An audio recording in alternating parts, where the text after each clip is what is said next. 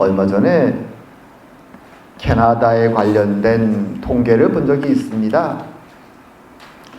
그 통계에 의하면 캐나다 사람들은 비록 세계적으로 살기 좋은 나라라는 칭찬을 듣지만 이 캐나다의 미래에 대해서 굉장히 불안하고 걱정하는 일들이 많다고 합니다. 그런데 나이가 든 세대와 젊은 세대의 이유가 좀 차이가 있었습니다.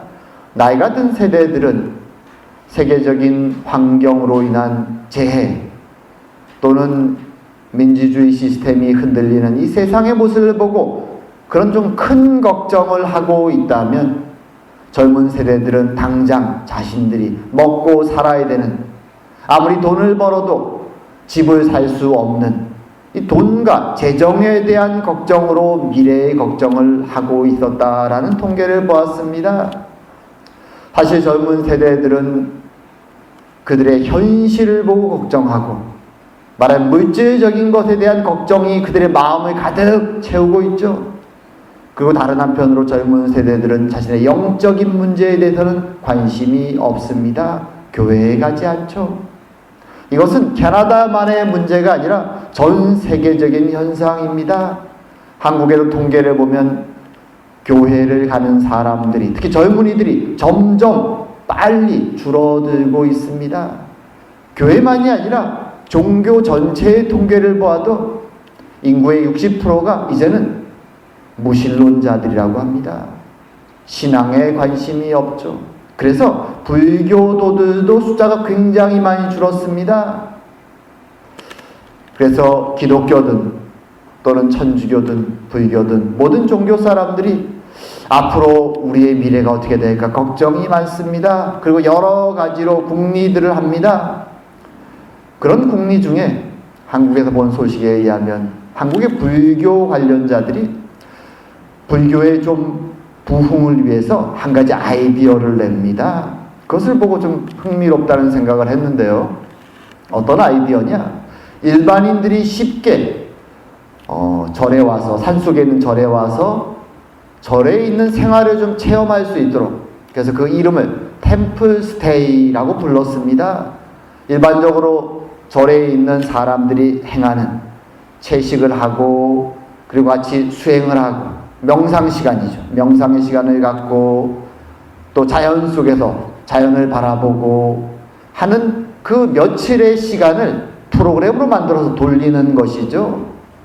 그런데 이 프로그램이, 템플 스테이라는 이 프로그램이 굉장히 큰 호응을 받아서 매년 몇십만에 달하는 사람들이 그 산속에 있는 절에 가서 그 절에 있는 사람들과 함께 먹고 자고 명상하는 이 프로그램에 동참했습니다. 굉장히 빅히트였습니다. 그런데 흥미로운 것은 무엇인가 하면 이렇게 매년 수십만이 되는 많은 사람들이 절에 가서 템플 스테이 프로그램에 참여는 하는데 원래 그 목적, 그 프로그램을 만든 목적과는 달리 불교의 신자의 숫자는 여전히 계속 매년 빠르게 줄어들고 있다고 합니다. 왜 그럴까요?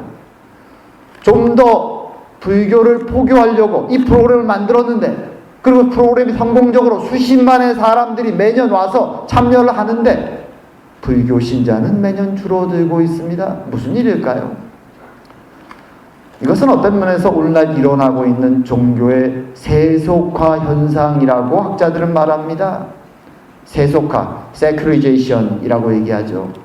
말하자면 사람들이 어떤 신을 믿고 종교에 열심을 내는, 거기 매여 있는 그런 신앙생활에 관심이 없는 것이죠. 하지만 관심은 없지만 자신의 영혼이 허전하다는 것은 알고 있습니다. 열심히 돈을 벌고 욕망을 따라 살아가지만 영혼이 뭔가 허전함을 느끼죠. 그래서 그 사람들이 영혼의 허전함을 채우기 위해서, 하지만 종교에 매이지는 않고 그런 경험을 하기 위해서 템플 스테이로 가는 겁니다. 그리고 일주일 동안 짧게 자신의 지나온 삶을 돌아보고 명상을 하고 뭔가 자신의 욕망을 좀 뱉어내고 돌아가는 것이죠. 그리고는 다시 세상 속으로, 욕망 속으로 달려가는 것입니다. 어떤 면에서 영적인 생활도 인스턴트로 아주 짧게 하고 스스로를 위로하고 다시 세상으로 돌아가는 것이죠. 그래서 세속화가 종교 안에도 점점 퍼져 나가고 있는 것입니다. 그것이 오늘날 세상의 모습입니다. 신앙을 버리고 교회를 떠나고 점점 욕망을 따라 살아가는 사람들의 모습. 그럼에도 불구하고 여전히 한쪽에는 영적 빈곤을 통해서 무엇인가 허전함을 계속 느끼고 살아가는 사람들. 그것이 오늘날 세상 사람들의 모습입니다. 그래서 정신적으로, 영적으로 문제가 많은 곳이 이 세상의 모습이죠. 이런 오늘날 세상과 비교할 때 오늘 본문에 등장하는 로마 시대는 어떤 면에서 부유하고 세속화가 고대 사회 중에 가장 많이 발달됐던 시대이기도 합니다.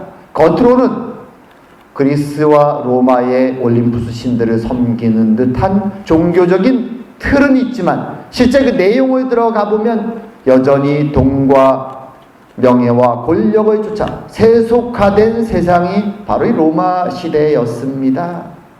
그리고 그 시대를 지금 오늘 본문에 바울과 초대교회 교인들이 살아가는 것이죠.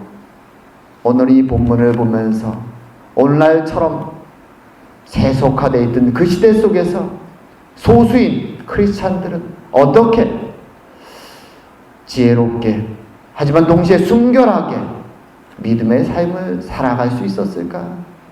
그리고 그들의 모습이 우리에게 주는 교훈은 무엇일까? 한번 돌아보는 시간을 갖기 원합니다.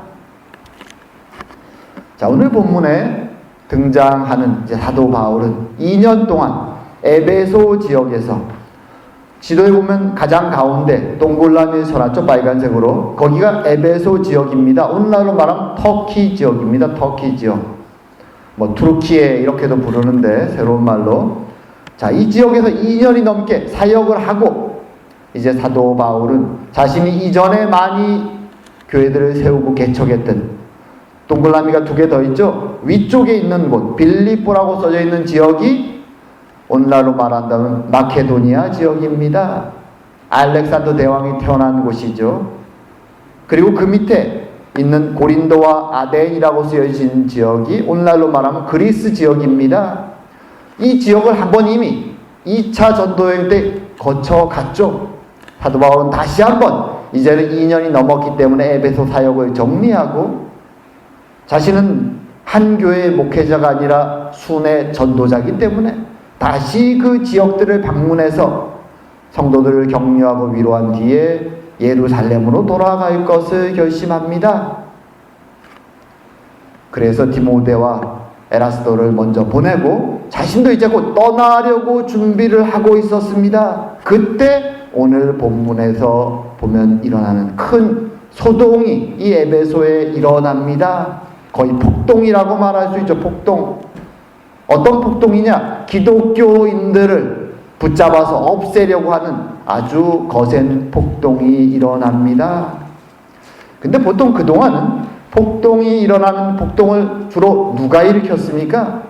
사도 바울이 선교 여행을 다닐 때 폭동을 일으킨 주체들이 일반적으로는 유대인들이었습니다. 기독교를 박해하는 폭동이기 때문에. 근데 이번에는 유대인들이 주체가 된 것이 아니라 에베소에 사는 상인들이 주체가 되어서 사도 바울과 기독교인들을 붙잡아 죽이겠다고 폭동을 일으키고 있다는 사실이 그동안의 내용들과는 차이점이죠. 그럼 왜 이 사람들이, 에베소의 상인들이 왜 지금 기독교를 박해하려고 하고 사도 바울과 사람들을 붙잡으려고 폭동을 일으킨 것일까요? 자, 여기에는 이 에베소의 배경이 있습니다. 저는 제가 몇 번 말씀드렸지만 에베소는 굉장히 거대한 도시죠. 그리고 우리가 살펴본 것처럼 우상 숭배도, 미신도 넘쳐나고 막 마술, 그다음에 마술 주문, 뭐 이런 여러 가지 미신적인 것들이 굉장히 많은 도시였습니다. 하지만 이 모든 우상숭배와 미신의 가장 중심에 있는 것이 무엇인가 하면 아데미 여신을 섬기는 신앙이었습니다. 이 아데미 여신은 영어로 하면 보통 아르테미스라고 해서 아주 유명한 여신입니다. 원래 그리스 로마 신화에서 아르테미스 또는 다이아나라는 이 여신은 사냥의 여신이고 처녀신이고 또는 때로는 달의 여신 이렇게도 불립니다. 그런데 이 에베소는 그 이름을 가지고 와서 자신의 토착 종교에 있는 여신하고 같이 믹스를 합니다. 섞어버립니다. 그래서 에베소에서 이 아르테미스 여신은 풍요의 여신입니다. 생산을 많이 하는, 축복을 주는 풍요의 여신입니다. 그래서 다른 지역에 있는 여신과 이 여신상이 좀 생긴 게 다릅니다. 가슴에 동글동글한 것이 굉장히 많이 달려있죠. 이것이 풍요로움을 상징하는 가슴입니다. 24개나 달려 있습니다. 그래서 다른 지역의 여신상과는 생김새가 많이 다릅니다. 이 아데미 여신을 섬기는 것이죠. 자신들에게 풍요로움과 축복을 줄 것이라고 믿었던 것입니다. 그리고 더 나아가서 이 여신을 섬기는 신전이, 아데미 신전이 이 당시에 이 지중해 연안에서 가장 거대한 신전 중에 하나였습니다. 알렉산더 대왕이 지었다고 전해지는데요. 1차 신전이 있고 2차 신전이 있고 3차로 가장 거대한 신전을 알렉산더 대왕이 지었다고 합니다. 이 신전의 크기가 얼마나 크냐? 우리가 보통 그리스 아테네에 가면 아주 거대한 신전터가 있죠. 파르테논이라고 보통 부르는데 파르테논 신전이 큰 게 있습니다. 근데 그거보다 4배가 더 크다고 합니다. 4배가. 길이가 300m가 넘고 폭이 100m가 넘습니다. 굉장히 거대한 성전이죠. 거기에 사람이 서면 보이지도 않을 정도로 거대합니다. 물론 지금은 다 폐허가 돼서 기둥에 잔해들만이 남아있죠. 근데 이렇게 거대한 신전이 있고 에베소의 아데미 여신을 숭배하는 사상이 크다 보니까 많은 방문객들이 이 신전으로 몰려옵니다. 그 당시 지중해에서 7대 미스테리라고 불릴 정도의 이 거대한 신전과 신전에 참배하기 위해서 많은 신도들 또는 방문객, 여행자들, 많은 사람들이 옵니다. 그러다 보니까 자연히 신전 주변에 거대한 상권이 형성됩니다. 그리고 그 당시에 관습이 무엇인가 하면 이 신전을 방문하는 사람은 필히 신전 주변에 있는 가게에 가서 아데미 여신의 조그마한 모형을 하나 삽니다. 보통은 은으로 도금이 된 것이죠. 은으로 만든 도금된 그 신상을 하나 사서 그것을 가지고 신전에 가서 신전에 그것을 놓고 기도를 하고 복을 비는 것이죠. 그리고 그것을 거기 놔두고 돌아 나오는 것이 그 시대의 관습이었습니다. 그리고 흥미로운 것은 저녁이 되어서 많은 방문객이 얼마나 많은 조그만 신상들을 놓고 갔겠습니까? 그러면 신전에 이 제사장이나 거기서 일하는 사람들이 그것을 다 다시 수거합니다. 그리고 돈을 받고 이 신상을 만들어 판 상인들에게 가져가서 다시 파는 것이죠. 돈을 받고. 그것이 이 에베소가 먹고 사는 아주 중요한 상업이었습니다.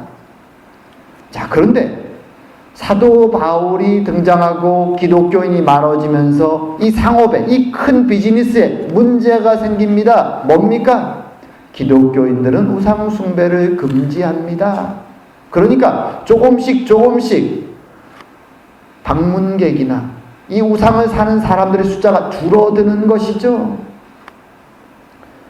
그래서 오늘 그것 때문에 이 신상을 만들어 파는, 우리 한국말에 은장색이다 라고 말하는 사람들이 분노하기 시작합니다. 돈벌이가 줄어드니까 당연히 분노하죠. 장사하는 사람들이니까 돈이 안 벌리니까 화가 나는 것입니다. 그래서 그 중에 총대를 지은 사람이 데메드리오라는 사람입니다. 그 사람이 자기들 패거리를 다 불러 모으죠. 그리고 그들에게 말합니다. 이 바울이 이 에베소에 와서 많은 사람들을 권면해서 손으로 만든 것은 신이 아니다 라고 말하기 때문에 지금 우리의 상업이 크게 흔들릴 뿐만 아니라 우리 에베소의 이 아데미 여신이 모욕당하고 있다. 사람들을 부추기는 것이죠. 아데미를 열심히 우상 숭배하는 사람들이 흥분하기 시작합니다.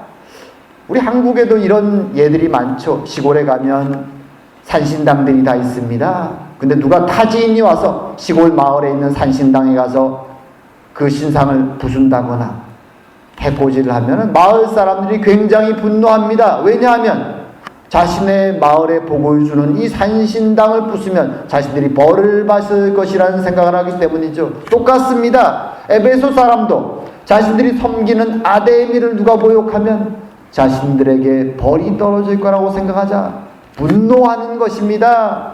얼마나 많은 사람들이 모였는지 모릅니다. 흥분해서 그들은 그리스도인들 그 사람들 중에 몇 사람을 붙잡아서 이제 어디로 가냐? 원형극장으로 끌고 갑니다. 고대의 로마의 대도시에 가면 굉장히 큰 극장들, 원형극장들이 있습니다. 오늘날은 지금 사진에 나오는 건 그 폐허죠. 지금 가봐도 굉장히 거대합니다. 여기에서 연극도 하고 또는 백성들이 결정한 일이 있으면 모여서 결정도 회의도 하고 이런 장소였습니다. 이 원형극장으로 크리스찬들을 붙잡아 끌고 간 것입니다. 그리고 모여서 크다 에베소의 아데미여 자신들의 신의 이름을 부르며 흥분하기 시작합니다. 사람들은 거기서 흥분해서 마치 곧 무슨 폭동이 일어날 것처럼 계속 소리를 지릅니다. 그리고 그 자리에 이 폭동이 혹시라도 자신들에게 미칠까, 해가 될까라는 걸 걱정했던 한 무리가 있습니다. 누굴까요? 유대인들이죠. 그들이 이곳에 쫓아옵니다. 그리고 대표로 알렉산더라는 사람이 나와서 말을 하려고 합니다. 무슨 얘기를 하려고 했을까요? 지금 여러분들이 분노하는 그 바울은 우리 유대교와는 아무 상관이 없습니다. 제발 우리에게 화내지 마십시오. 이런 얘기를 하려고 이 유대인들이 쫓아간 것이죠. 하지만 지금 이 분노한 에베소의 사람들은 유대인이나 기독교인이나 똑같은 존재들로 봅니다. 그래서 말할 기회도 주지 않고 더 화를 냅니다. 크도다 에베소의 아데미여 마구 소리를 지릅니다. 30분, 1시간, 2시간이 되도록 흥분해서 모두가 모여있는 수천이 넘는 사람들이 소리를 지릅니다. 한번 그 광경을 상상해 보십시오. 광기죠, 광기. 아주 무서운 모습입니다. 이렇게 소리를 계속 지르는 것은 시의 대표자를 불러내기 위한 것이죠. 그러지 않으면 자신들이 무엇이든 폭동을 일으키겠다고 소리를 지르는 것입니다. 사실 이 모습을 잘 보면 한 가지 느끼는 것이 있죠. 그것이 우상숭배의 거짓 종교든 참된 종교든 사람들이 어떤 신앙을 가지고 있을 때 그들에게는 하나의 공동체 의식이 생긴다는 것입니다. 그래서 때로는 외부의 적이 침입했을 때는 이 종교가 그것이 거짓된 종교든 참 종교든 백성들을 뭉치고 공동체 의식을 주어서 그 도시나 나라를 살리기도 합니다. 그런데 이런 공동체 의식을 주는 것까지는 좋지만 참된 종교와 거짓 종교에는 큰 차이가 있습니다. 역사 속에 많은 거짓 종교들이 등장했지만 거짓 종교는 그렇게 오래가지 않습니다. 왜냐하면 그 안에 진리가 없기 때문이죠. 진리가 없는 대신에 거짓 종교로 뭉친 공동체 앞에는 항상 어떤 사람들이 나타나냐? 돈과 명예를 위해서, 권력을 위해서, 무엇인가 자신의 욕망을 위해서 그들을 이용하려는 무리들이 등장합니다. 우린 오늘날도 보면 많은 이단들이 굳이 신앙이란 이름으로 등장하지만 결국에는 비즈니스를 같이 하는 경우를 너무 많이 보죠.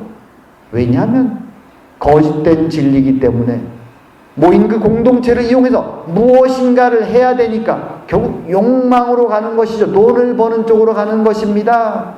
통일교가 그 대표적인 예고, 구원파도 동일합니다. 그들이 하는 비즈니스가 굉장히 큽니다. 처음에는 믿음 때문에 그 이단 조직에 들어가지만 나중에는 그 믿음이 잘못된 걸 알아도 떠날 수가 없습니다. 왜 그럴까요? 자신의 생계가 이미 거기에 묶여 있으니까요. 오늘 본문도 마찬가지입니다. 이 에베소의 사람들에게 이 신앙은, 이 여신의 신앙은 그들의 생계와 깊이 관련되어 있는 것이죠. 자신들의 목숨줄이 걸려있기에 더 분노합니다. 그것이 신앙 때문인지 먹고 살기 위해서인지 더 이상 구분이 중요하지 않습니다. 사람들은 모여서 분노하고 소리를 지릅니다.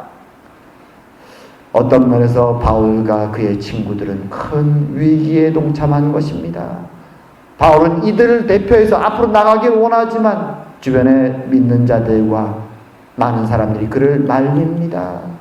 왜냐하면 믿음의 대표자로 바울이 앞에 나가면 그들로부터 돌을 맞을 수도 있고 생명의 위협을 당할 수 있기 때문이죠. 이런 위협 앞에서, 폭력 앞에서 우리 신앙인들은 무엇을 해야 할까요? 사실 역사 속에 이런 일들이 여러 번 있었습니다. 우리는 세상의 돈과 명예나 권력을 추구하는 신앙이 아니죠. 그것은 우리의 신앙이 아닙니다. 만약 우리가 돈과 권력과 명예를 추구한다면 우리도 군사력을 동원해서 이들과 싸워야 되겠죠. 위기가 닥쳤을 때. 하지만 우리의 신앙은 이 세상에 속한 것이 아니죠. 하지만 여전히 우리 앞에는 돈을 좋아하고 권력을 좋아하고 명예를 좋아하는 이들이 몰려옵니다. 자신들의 이권에 문제가 생기면 폭력을 행사합니다. 그것이 세상의 모습이죠. 우리는 무엇을 할 수 있습니까? 우리가 할 수 있는 것은 전능하신 하나님께 기도하는 것입니다. 하나님이 개입하여 주시기를, 하나님이 구원하여 주시기를. 왜냐하면 우리의 나라는 이 땅에 속한 것이 아니라 천지 만물을 지으시고 운영하시는 하나님께 속한 것이기에 우리는 그분께 무릎을 꿇습니다. 하나님은 그럴 때 우리의 기도를 들어서 해답을 여러 가지로 주십니다. 근데 오늘 본문에서는 흥미롭게도 하나님은 바로 이 에베소의 통치자 중에 하나인 서기장을 보내셔서 그를 통하여 하나님의 백성들을 구원하여 주십니다. 참 신기한 일이죠. 자, 오늘 본문의 이 폭도들, 은장색들과 모인 많은 사람들은 소동을 벌이고 소리를 지르고 정말 2시간이 넘게 거기서 소리를 지르면서 통치자들이 나타나면 자신들의 요구를 들어줄 것을, 바로 기독교인들을 박해하고 추방할 것을, 핍박할 것을, 그 요구를 들어주기를 기대합니다. 하지만 에베소의 서기장은 나타나서 그들의 요구를 들어주지 않습니다. 그는 나타나가지고 2가지 얘기를 합니다. 2가지 이야기를 합니다. 하나는 지금 너희들이 모인 이 모임은 불법적인 모임이다. 로마 시대에는 법과 질서가 있었습니다. 자신들이 무엇인가 요구할 것이 있으면 재판의 절차를 거쳐서 행하게 되어 있었죠. 특별히 로마의 황제는 각 지방에서 법과 질서를 지키지 않고 일어나는 불법적인 이 모임에 대해서, 소란에 대해서 굉장히 예민한 반응을 보입니다. 왜냐하면 그것이 잘못하면 폭동이 될 수 있고 반란이 될 수 있기 때문이죠. 그래서 지방관들도, 에베소의 통치자들도 혹시라도 이런 소요가 로마의 황제의 귀에 들어갈까 굉장히 조심합니다. 잘못하면 로마의 군대가 쳐들어와서 그들을 다 쓸어버릴 수도 있기 때문이죠. 책임 추궁을 할 수 있습니다. 그래서 이 에베소의 서기장은 첫 번째로 지적하죠. 지금 너희들이 하는 일은 불법적인 일이다. 그러니까 빨리 해산해야 된다. 이 소식이 로마의 황제에게 전해질 때 나는 너희들에 대해서 변명해줄 어떤 말도 할 수 없다. 그리고 2번째 이유가 우리에겐 더 중요합니다. 두 번째로 그렇게 얘기하죠. 바울과 기독교인들에 대해서 그는 이렇게 평가합니다. 신전의 물건을 도둑질하지도 아니하였고 우리 여신을 비방하지도 아니한 사람들이다. 근데 너희들이 잡아왔다 말하죠. 이게 무슨 말입니까? 이것을 잘 보면 사도 바울과 초대교회 교인들이 에베소에서 어떻게 선교 활동을 했는가가 드러납니다. 우린 간혹 우상을 숭배하는 선교지에 가면 선교사들 중에 과격하게 저 우상들을 바로 다 때려 부수십시오라고 사람들에게 요구했다가 큰 어려움을 경험하는 사람들이 있습니다. 하지만 사도 바울은 성경의 말씀을 따라서 순결하지만 지혜롭게 선교지에서 생활을 합니다. 그러기에 복음을 선포하지만 사람들, 믿지 않는 에베소 사람들 앞에서 공적으로 이 아데미 여신을 부숴라, 이것은 우상이다, 저것을 다 없애야 된다라는 과격한 발언들을 하지 않는 것이죠. 물론 믿고 교회에 나온 사람들에게는 구체적으로 가리키죠. 저것은 우상 숭배이기에 너희들의 집에서와 너희들의 삶에서 우상을 제해야 된다. 교회 안에는 우상이 들어올 수 없기에 당연히 교회에 다니는 사람들과 그들의 삶에서는 우상을 제거해야 되지만 교회 밖에 있는 세상 사람들에 대해서는 굉장히 조심스럽게 접근하는 것입니다. 잘못하면 복음을 전하기도 전에 반감을 사서 복음 전도에 어려움이 있을 것을 알기에 사도 바울은 조심했던 것입니다. 자신이 가는 로마의 도시들마다 그 도시의 문화를 알고 특징을 파악하고 거기에 법과 질서에 맞게 사도 바울은 사역을 하고 있었던 것이죠. 그리고 하나님은 그렇게 사역했던 사도 바울과 초대교회 교인들, 이 에베소의 성도들을 지켜주시는 것입니다. 누구를 통해서? 불신자지만 법과 질서를 집행하는 에베소의 관리를 통해서 말입니다. 이것이 하나님이 세상 속에서 일하시는 중요한 방식이기도 합니다. 만약 하나님이 이 세상에 사람들의 마음속에 이성과 양심에 따라 법과 질서를 주시지 않았다면 이 세상은 아마도 폭력으로 야만으로 가득 찰지 모릅니다. 하지만 하나님은 세상에 법과 질서를 주시고 그들의 이성과 양심에 따라 살아갈 수 있는 시스템들을 주시는 것입니다. 그리고 하나님 백성들이 그 세상 속에서 비록 세속화되어 있고 욕망에 따라 살아가는 사람들이지만 그들 안에서 때로는 지혜롭게 하지만 그럼에도 순결하게 하나님 백성으로 살아갈 수 있게 하신 것이죠. 그것이 하나님의 이 세상을 향한 섭리입니다. 눈에 보이지 않죠. 하지만 하나님은 이 세상을 지금도 그렇게 운영하고 계신 것입니다. 우린 때로 우리가 살아가는 지금 이 삶의 모습들, 매주 교회에 나오고 신앙생활을 하는데 전혀 제재를 받지 않고 살아가는 이 삶의 모습이 그저 평범한 일상이라고 생각할 수 있지만 실제로 세상의 역사를 보면 많은 경우 신앙이 자유가 주어지지 않고 마음껏 신앙생활을 할 수 없는 곳도 넘쳐납니다. 하지만 하나님은 역사 속에서 사람들의 이성과 양심을 터치하시며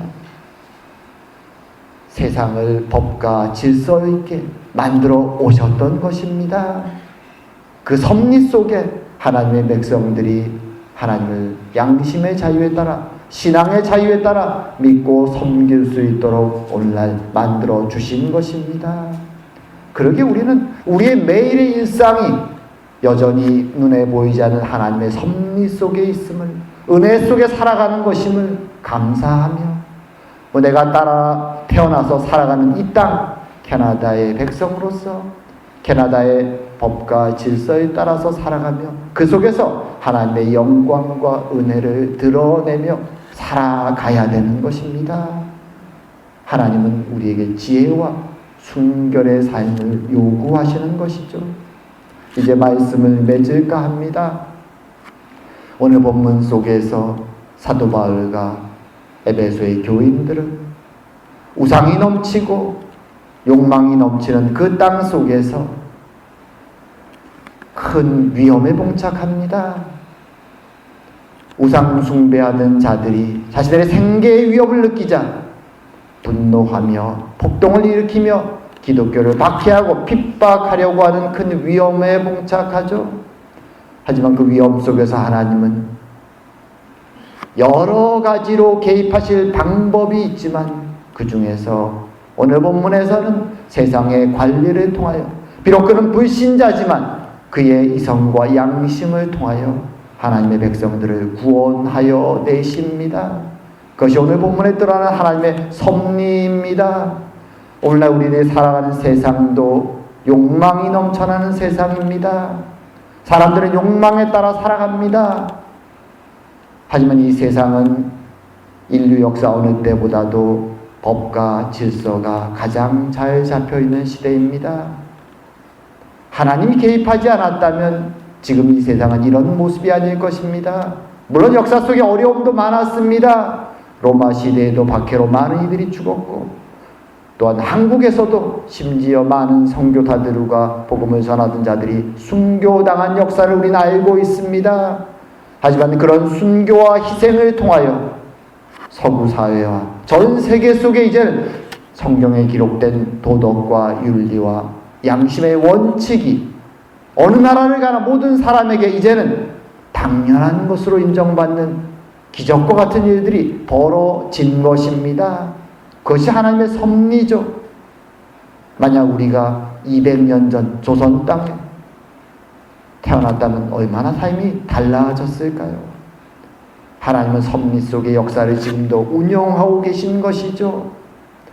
신앙을 있는 곳이나 없는 곳이나 어디에서나 하나님은 세계 역사 속에 하나님의 섭리 속의 윤리와 도덕과 하나님의 가치관이 인정받는 세상으로 세상을 변화시켜 주시고 계신 것입니다.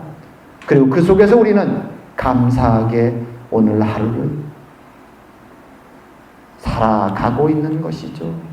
오늘도 우리는 이 말씀을 돌아보면서 하나님이 우리의 인생 가운데 얼마나 깊숙이 들어와 계신가, 하나님의 섭리의 손이 나의 인생을 지금도 얼마나 붙잡고 계신가, 그것을 느끼고 감사하며 타락한 세상이지만 이 속에서 주의 말씀에 따라 진리에 따라 하루하루 살아가며 우리의 삶을 통해 하나님의 영광을 드러내고 진리를 드러내며 생명을 드러내며 살아가는 저와 여러분 되기를 주의 이름으로 축원드립니다.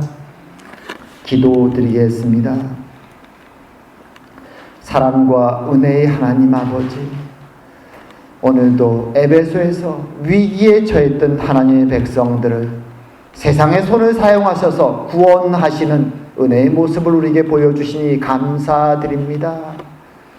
우리는 지금도 참으로 그처럼 욕망이 넘치는 세상을 살아갑니다.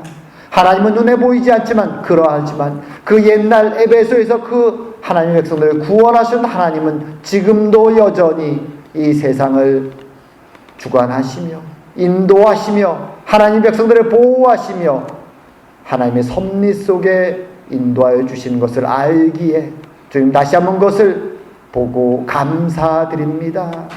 이 주님의 손길을 매일매일 느끼며 감사하며 주의 말씀에 따라 하루하루 때로 지혜롭게 때로 순결하게 살아가는 저희들이 될 수 있도록 주님 축복하여 주시옵소서. 오늘도 함께 하심을 감사드리오며 모든 말씀 예수님 이름으로 기도드립니다. 아멘.